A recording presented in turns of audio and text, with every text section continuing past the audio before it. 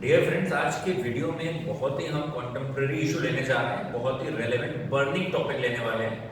India China border issue जो बहुत ही ज्यादा लाइमलाइट में है, जिसके चलते बहुत सारे, अगर हम देखें, बहुत सारे फ्रंट्स पे डिबेट हो रहे हैं। लगभग हर न्यूज चैनल पे इसके ऊपर कवरेज आप देखेंगे। विद इन 4-5 मिनट्स हम वीडियो को वाइंड अप करेंगे और हम आपको A to Z इसका पूरी एक ग्लिम्स देने के एफर्ट करते हैं कि क्या ये इशू चल रहा है, इसका क्या इम्पैक्ट है और इसकी ओरिजिन कहाँ पर है। चलिए, अगर हम बात करें इंडिया का जो बिल्कुल नॉर्थ है, जम्मू कश्मीर वाला जोन, हम वहां पर है। यहाँ कहीं पर आप नीचे हिमाचल एज्यूम कर लेंगे। ये वाला जोन नेपाल का जोन है, यहाँ पे नेपाल है और यहाँ पर आप उत्तराखंड। तो अभी हम इंडिया के टॉप पे बैठे हुए हैं और जम्मू कश्मीर पहले पूरा हुआ करता था। अभी रिसेंट में जैसे ही जम्मू कश्मीर और लेह लद्दाख को अलग अलग यूटी डिक्लेयर कर दिया है, तो लेफ्ट वाला पोर्शन जम्मू कश्मीर हो गया और राइट वाला लद्दाख हो गया। इनफैक्ट अभी यहाँ पर हमने डिमार्केशन एग्जैक्ट नहीं शो करा है, क्योंकि इंडिया के पुराने हिसाब से अगर चले तो ये भी पाकिस्तान का जो पोर्शन है, जिसको हम POK बोलते हैं, पाकिस्तान ऑक्युपाइड कश्मीर। अभी हम उस इशू पे डिस्कस आज ज्यादा नहीं करेंगे। अदरवाइज यहाँ से भी पाकिस्तान के पास कुछ है हिस्सा और यहाँ भी काफी हिस्सा पाकिस्तान ने कश्मीर का अपने इंक्रोचमेंट में ले रखा है। राइट साइड पे आते हैं, ये वाला पोर्शन लद्दाख है। हम इंडिया के टॉप पे हैं, बिल्कुल नॉर्थ के राइट साइड में, नॉर्थ ईस्ट पे बैठे हैं। मतलब नॉर्थ बिल्कुल टॉप पे, जेनिथ पे इंडिया के, और उसमें बिल्कुल राइट साइड में।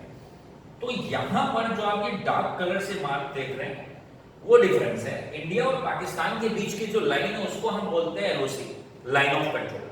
और इंडिया और चाइना के बीच में जो एक डिस्प्यूटेड लाइन है उसको हम बोलते हैं LAC, line of actual control. दोनों में डिफरेंस क्या है? जहां पर पक्की बाउंड्रीज मालूम होती है, डिमार्केशन कंफर्म है, उसको हम बोलते हैं लाइन ऑफ कंट्रोल। जहां पर बॉर्डर में कहीं भी डिस्प्यूट होगा कि ये बॉर्डर हमारा है या ये बॉर्डर हमारा है, तो उसको हम बोलते हैं लाइन ऑफ एक्चुअल कंट्रोल। तो अब जरा यहां समझते हैं। अक्साई चेन करके एक रीजन है इंडिया का। ये वाला जो पोर्शन आप देख रहे हैं, डार्क वाले पोर्शन से राइट साइड, ये अक्साई चेन है। मतलब इंडिया ये क्लेम करता है कि ये जोन हमारा है और चाइना ये कहता है ये जोन हमारा है। तो इस पूरे जोन के ऊपर डिस्प्यूट है।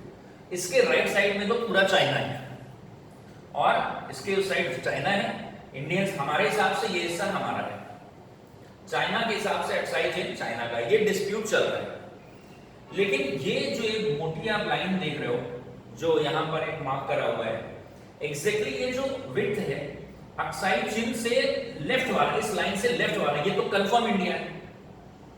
ये सब तो कंफर्म इंडिया है। तो ये जो लाइन है एक्चुअली, ये इसको LAC हम लोग बोलते हैं, लाइन ऑफ एक्चुअल कंट्रोल। और ये खुद में 8 किलोमीटर वाइड है। ये जो पतली सी आपको डार्क कलर में दिख रही है मार्क, ये एग्जैक्टली 8 किलोमीटर है। अब आप ऐसे समझ लें कि ये लाइन कुछ ऐसे है और ये जो डिस्टेंस है ये 8 किलोमीटर है। तो अब इसमें भी डिस्प्यूट हो गया। अभी ये एरिया तो डिस्प्यूटेड है ही है पूरा, लेकिन ये कहीं ना कहीं तो एक बॉर्डर लाइन बनेगी कि ये हमारा है, ये चाइना का है। तो अभी तक इंडिया और चाइना में कॉम्प्रोमाइज था इस बात पे, ये डिस्प्यूट तो रिजॉल्व नहीं होना था। लेकिन ये जो लाइन है, इस लाइन, ये 8 किलोमीटर है। अब इस लाइन को हम यहाँ पे ऐसे जूम कर दे रहे हैं, तो ये जो 8 किलोमीटर है ये किसका है? ये जो बफर जोन है ये किसका है? ये जो ये यहां से यहां तक, यहां से यहां तक, ये किसका जोन है? तो इसमें अभी ये होता था कि ये टेरिटरी, इसको बफर जोन नाम दे दिया गया, LAC। और इसमें दोनों आर्मीज, इंडियन आर्मी भी इसमें पेट्रोलिंग करती थी और उधर से चाइनीज आर्मी, मतलब इधर से चाइनीज आर्मी आती थी। चाइना की पोस्ट यहां कहीं पर है, अक्साई चीन के इस पोर्शन में, और इंडिया की ITBP की पोस्ट यहां पर है। ITBP की पोस्ट यहां कहीं पे, ब्लू वाला, और जो डार्क कलर में देख रहे हैं ये चाइनीज पोस्ट थी। तो अभी दोनों के बीच में अग्रीमेंट था कि इंडिया वाले यहां कहीं पे बैठे हुए थे और चाइना वाले यहां कहीं पे बैठे हुए थे। दोनों की आर्मी आती थी और इस एरिया में, बफर जोन में, क्योंकि बफर जोन ही 8 किलोमीटर है विड्थ में, तो इसमें दोनों की आर्मीज आती थी अपने व्हीकल से। लेकिन ये नो वेपन जोन है, यहाँ पर फायर वेपन्स अलाउड नहीं है, तो अपनी स्टिक लेकर जाते थे अपनी सेफ्टी के लिए। लेकिन अक्सर यहाँ पर अगर कन्वर्सेशन देखा जाए तो हार्ड टॉक्स होते थे, हीट ऑफ द मोमेंट में कुछ कहा सुनी होती थी। लेकिन 75 के बाद से कभी भी यहाँ कोई कैजुअलिटी किसी तरीके की नहीं है। तो अभी चाइना ने यहां पर क्या बदमाशी करी है वो समझते हैं।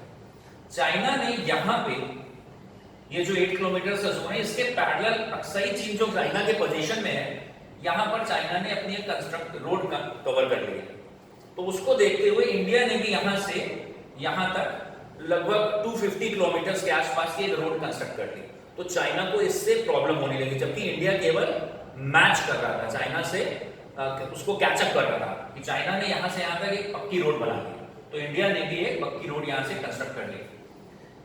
ये वाला जो जोन है, यहाँ पर नेपाल के साथ अभी इंडिया का इशू चल रहा है, उसके ऊपर भी एक सेपरेट वीडियो देंगे जो बहुत ही पॉपुलर है, काला पानी और लेपू लेक वाला।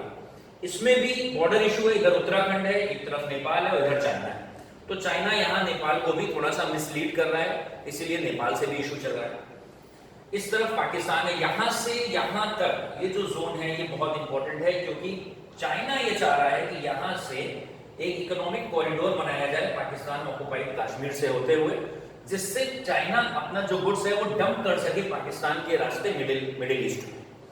लेकिन इंडिया का इंटरफेरेंस अब यहाँ पर हो रहा है, तो चाइना को लग रहा है कि अब उतनी आसानी से इलीगल तरीके से या जो भी अपना मनमानी नहीं कर पाए।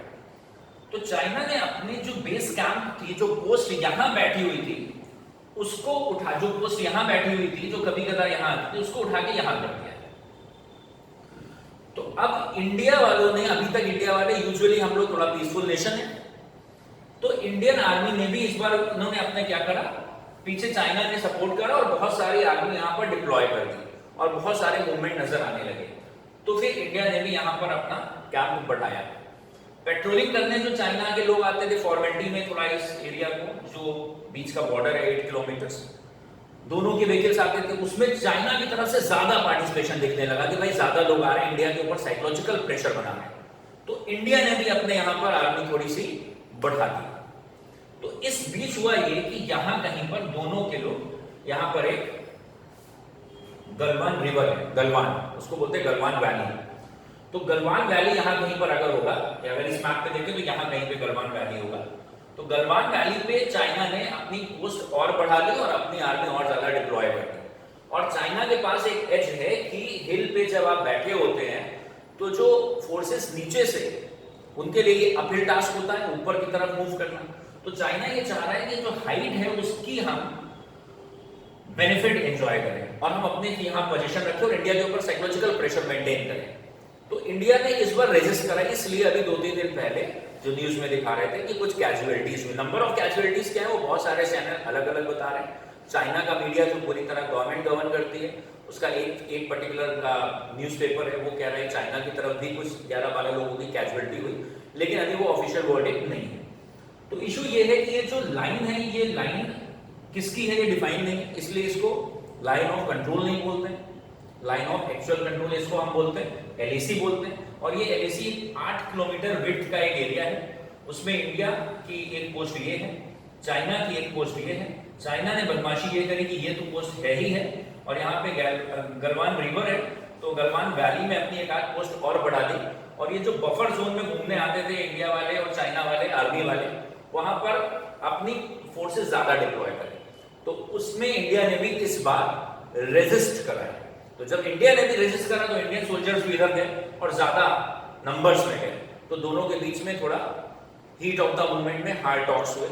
ऑल्दो अभी भी यहाँ पर कोई फायर वेपन लेके नहीं गए, कोई पिस्टल कुछ लेके नहीं गए, तो वहां पर स्टिक से लड़ाई हुई, मतलब लकड़ी के डंडे से लड़ाई हुई और स्टोन वॉर हो गई, ईंटें फेंक फेंक के एक दूसरे के ऊपर लड़ाई करी। उसमें सीरियस इंजरीज हुई है। इंडिया का कर्नल एक्ट में भी एक ऑफिसर की डेथ हुई, बाकी 2 हमारे और सोल्जर्स भी कैजुअलिटी पे गए।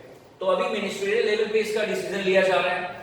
चाइना को जो और प्रॉब्लम है, क्योंकि यूटीज का स्टेटस दे दिया है, सेंट्रल गवर्नमेंट का सीधे गवर्नेंस यहाँ हो गया है, आर्टिकल 370 इंडिया ने अबॉलिश कर लिया है। तो चाइना अपना एक डेट ट्रैप बना के चलता है। जो कमजोर इकोनॉमी है जैसे नेपाल है, पाकिस्तान है या श्रीलंका है, उनके ऊपर अपना दबदबा कायम रखने के लिए चाइना उनको लोन दे देता है। चाइना के पास रिलेटिवली वेल्थ काफी है और इतना लोन दे देता है कि वो लोग लोन को रीपे ना कर पाए।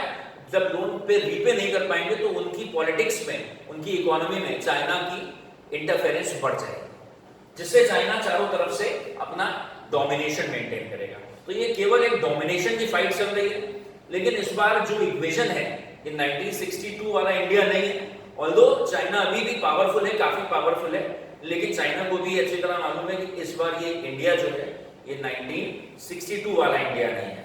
उस समय इंडिया के पास केवल रशिया का सपोर्ट था, लेकिन इस समय इंडिया के पास रशिया और अमेरिका दोनों का सपोर्ट है, और दोनों का सपोर्ट ना भी हो, इंडिया के पास इस बार खुद का भी सपोर्ट है। तो it is going to be very critical issue. अभी देखते हैं कि इसको किस तरीके से रिजॉल्व करते हैं, लेकिन ये पूरी एक स्टोरी थी जो बहुत ही लाइमलाइटेड थी, और इसके ऊपर एक ये कवरेज है। हम लोग जल्दी एक और कवरेज बनाएंगे, जैसे गवर्नमेंट की और डिटेल्स आती है उसको देखेंगे हम लोग, और साथ में जो नेपाल का इशू है काला पानी और लेपोलेट का, उसके ऊपर भी एक वीडियो हम बनाएंगे। Thank you for watching this video. God bless.